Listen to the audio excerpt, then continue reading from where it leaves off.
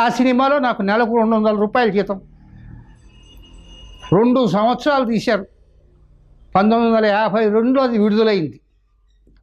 మరి ఏమన్నా ఆ సినిమాలో ఆర్టిస్టులు తక్కువ అంటే అప్పటికే పేరు ప్రఖ్యాతులు సంపాదించిన మన నందమూరి తారక రామారావు, ఎస్వి రంగారావు, సావిత్రి వాళ్ళతో సమానమైన పాత్ర నాకు కూడా ఇచ్చారు.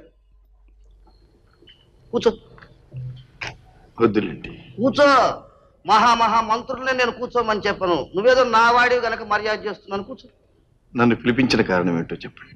ఏముంది, మీ నాన్న పెద్దవాడు, ఉత్తముడు, యోగ్యుడు పోయాడు.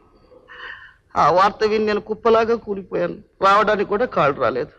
నీదేమో చిన్న వయస్సు, లేత మనస్సు, ఏం షాక్ తింటావోనని భయపడిపోయాను. పూచిన పువ్వు కాచిన కాయ